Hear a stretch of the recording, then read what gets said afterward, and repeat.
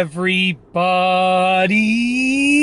I'm here today to talk to you about a Honda CR-V with a speedometer that is not working.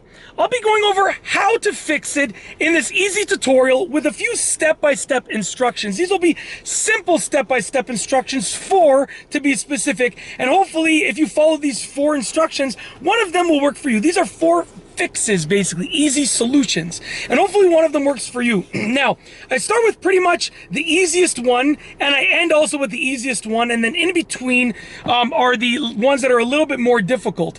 But I start with the one that is the most common problem, and then I end with the one that is going to be the least common solution. So with that being said, let's get into this, okay? Don't worry, just try all 4 of them until you get one that works. We'll keep it simple like that, okay? Number 1 is that it can be a faulty or a failing vehicle speed sensor, which is also known as a VSS, vehicle speed sensor.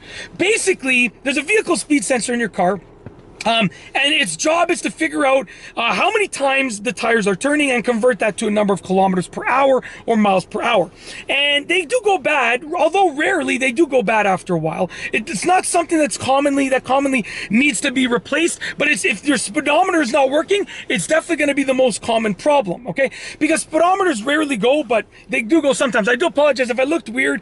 This elderly man, I should be polite about it, this elderly man was walking by the window, and I guess he heard my voice and looked at me like this, like, what's going on? Probably because he thought I was screaming at someone, but I'm just screaming at the camera. So anyways, now if that's going to be the case, if you think it's the vehicle speed sensor being faulty, then replace it. It's not the hardest thing to replace, but it's also not the easiest thing. So if you have a decent amount of knowledge and experience working on cars, you can go for it. If not, bring it to a mechanic and have them investigate. The good thing is it's not an expensive part. So at least for the most part, it's not an expensive part. So, you know, look into it and consider replacing it if you think that it might be your vehicle speed sensor, okay?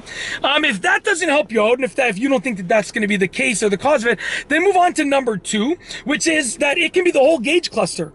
And essentially, how you would know that it's the whole gauge cluster or multiple parts of it is if you start seeing other issues. So if your speedometer is not working, and then your tachometer is sort of working and not working intermittently, or maybe your gas gauge is not, your fuel gauge is not working all the time. Like if you notice other things, then most likely it's going to be your gauge cluster as a whole.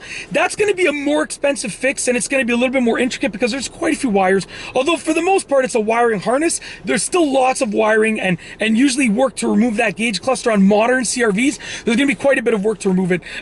So, you know, definitely don't just automatically assume that that's the problem, because it is going to be more expensive to fix, both in terms of labor and the cost of the gauge cluster compared to something like a vehicle speed sensor. But if you notice other things being wrong or not working with the gauge cluster, that's definitely something to think about. If that doesn't help you, I'll move on to fix number 3, which is that it can just be an ECU issue, and you hope it's not a major ECU issue. You hope that it's just an ECU glitch. If it's a major ECU issue and you need potentially a new ECU, that is really pricey, and it is something that you should bring it into a mechanic to deal with. But if it's just a glitch, then what you can try to do is just disconnect, and you can probably do this yourself if you have some experience and knowledge with working on cars. Disconnect the battery for like a minute to a couple minutes, and then reconnect it. And when you disconnect the battery and you reconnect it, what's going to happen is you're going to give the car almost like a soft reset, and hopefully if there's an ECU glitch, it's going to solve that. The only thing is that you probably will need your radio code to get your radio up and working again, or whatever, you know, thing you need to get your radio up and working again. Be sure, you know, maybe it's a registration radio code, whatever the case is, maybe you got to call a number. Be sure you're ready to do that again. If that doesn't help you out, move on to number 4, which is probably the easiest fix, because it only takes a couple seconds and it takes pretty much no skill at all, but it's the least likely one to actually help you out, and that is to press and hold down on the miles per hour to kilometers per hour distance measurement changing button.